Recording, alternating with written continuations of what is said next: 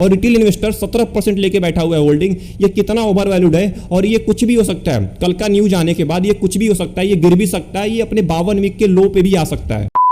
20 जुलाई 2024 यानी कि शुक्रवार को जब मार्केट क्लोज होने वाला था उसके पहले लगभग 1% के साथ नीचे गिर गया था हमारा निफ्टी 50 और इसके वजह से बहुत सारे इन्वेस्टर्स आज के टाइम पे पैनिक भी हो चुके हैं कि आखिर में और तो नहीं गिरेगा मार्केट। और आज मंडे चल रहा है जिस टाइम पे मैं वीडियो क्रिएट कर रहा हूँ, इस टाइम पे भी मार्केट लगभग नीचे ही चल रहा है। तो इस टाइम पे भी लोग बहुत ज्यादा पैनिक है कि आखिर में बजट के दिन यानी कि कल के दिन 23 तारीख को, जो कि सबसे मोस्ट इंपॉर्टेंट डेट होने वाला है एक रिटेल इन्वेस्टर के लिए, जो कि यूनियन बजट का डेट होने वाला है। और क्या यूनियन बजट के दिन भी मार्केट गिरने वाला है? एक लमसम अपॉर्चुनिटी आने वाली है, ये बहुत सारे लोगों के माइंड में चल रहा है। क्योंकि मैंने 20 जुलाई के जस्ट 2 दिन पहले एक वीडियो बनाई थी 18 जुलाई को कि क्या ऑल टाइम हाई मार्केट में आपको एसआईपी करना चाहिए, लमसम करना चाहिए। तो मैंने उसमें एक बात साफ साफ आपको बताई थी कि एसआईपी करने का कोई भी बेस्ट टाइम नहीं होता है, आप जब चाहें तब कर सकते हैं, बट लमसम करने का एक बेस्ट टाइम खोजना पड़ता है। और वो हो सकता है कि अभी के टाइम पे एक बेस्ट टाइम आ चुका है आपके लिए। अगर आपने अभी तक लमसम वाला पैसा होल्ड करके रखा हुआ है कि मार्केट गिरेगा तब मैं पैसा इन्वेस्ट करूंगा, तो हो सकता है कि कल का दिन आपके लिए हो जाए। क्योंकि बजट 2024 के अंदर में कुछ खास चीजें आपको देखने को नहीं मिलेंगी।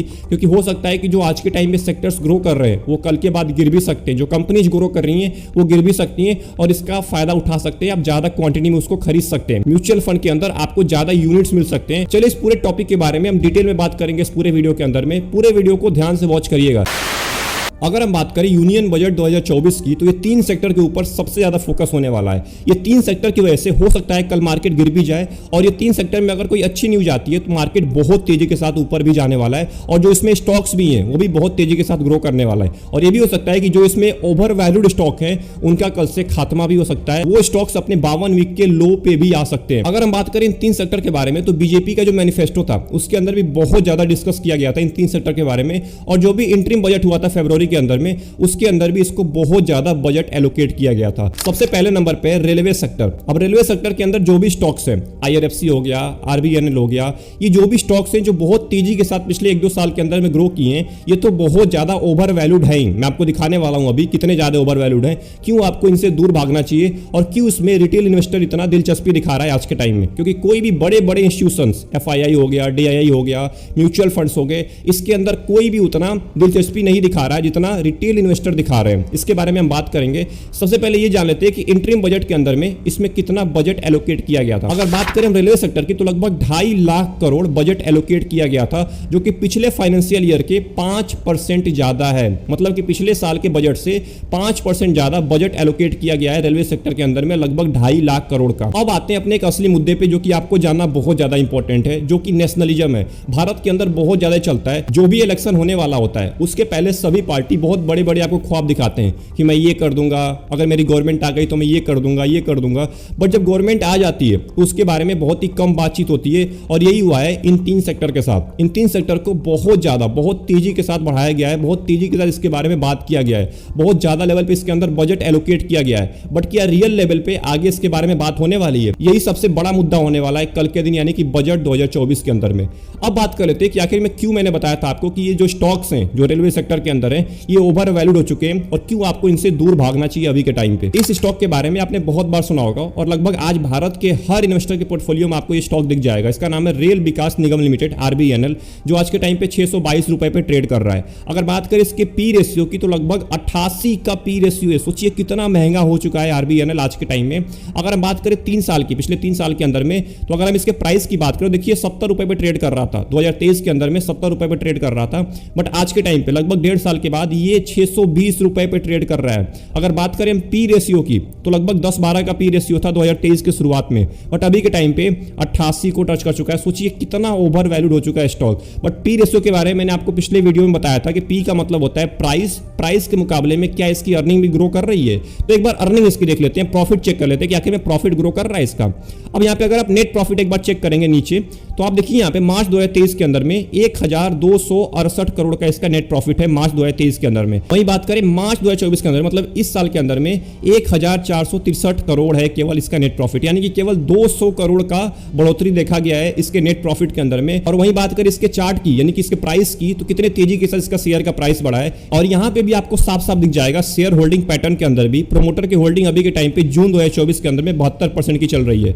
बट यहां पे आप एक बार गौर करिए, जो बड़े बड़े इंस्टीट्यूशन होते हैं जैसे FII हो गया, DII हो गया, इनकी जो होल्डिंग है ये 3% है, 6% है। वहीं जो पब्लिक की होल्डिंग यानी कि रिटेल इन्वेस्टर की होल्डिंग है वो 17% है। मतलब कि रिटेल इन्वेस्टर इसमें ज्यादा इंटरेस्टेड है। बड़े बड़े इंस्टीट्यूशन जिनके पास बहुत ही एडवांस लेवल की टेक्नोलॉजी होती है, बहुत ही एडवांस लेवल के लोग होते हैं, जिनको बहुत ज्यादा नॉलेज होता है हमारे से, सोचिए वो इसको नहीं खरीद रहे हैं। और रिटेल इन्वेस्टर 17% लेके बैठा हुआ है होल्डिंग। ये कितना ओवर वैल्यूड है और ये कुछ भी हो सकता है। कल का न्यूज आने के बाद ये कुछ भी हो सकता है, ये गिर भी सकता है, ये अपने 52 वीक के लो पे भी आ सकता है। अब यहां तक तो हमने बात करी है रेलवे सेक्टर के बारे में। अब थोड़ा सा हम बात कर लेते हैं डिफेंस सेक्टर के बारे में, जो बहुत ज्यादा आज के टाइम पे ट्रेंडिंग में चल रहा है। जो भी म्यूचुअल फंड है, जो भी NFO लॉन्च हो रहे हैं डिफेंस फंड के, उसके अंदर बहुत ज्यादा NFO के अंदर पैसा इन्वेस्ट किया जा रहा है। आखिर में क्यों डिफेंस सेक्टर को इतना बढ़ा चढ़ा के आज के टाइम पे बोला जा रहा है? क्योंकि इंटरिम बजट के अंदर में जो फरवरी के अंदर हुआ था, उसमें सबसे ज्यादा यहाँ पे बजट एलोकेट किया गया था डिफेंस सेक्टर को, लगभग 6.21 लाख करोड़ का। इसके वजह से जो डिफेंस सेक्टर में जो कंपनी आज के टाइम पे जो बहुत तेजी के साथ भाग रही हैं,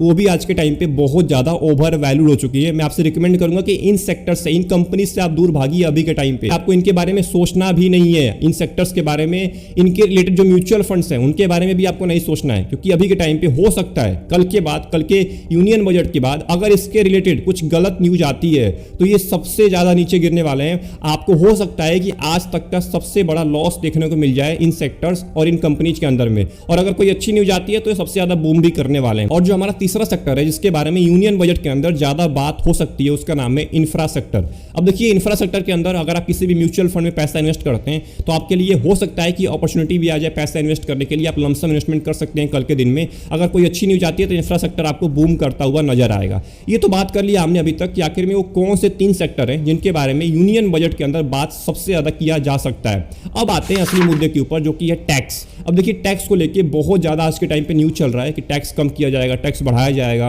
FNO के अंदर टैक्स बढ़ाया जाएगा या कहीं और टैक्स कम किया जाएगा, जो हमारा टैक्स लैब है उसको भी बढ़ाया जाएगा। तो ये बहुत ज्यादा बातचीत चल रहा है आज के टाइम पे। और इसमें से भी सबसे मोस्ट इंपॉर्टेंट टैक्स जो कि एक रिटेल इन्वेस्टर को देना होता है, जिसका नाम है short term capital gain tax and long term capital gain tax. इन दोनों टैक्स को लेकर बहुत बड़ा फैसला आ सकता है कल के दिन में, यूनियन बजट के दिन में।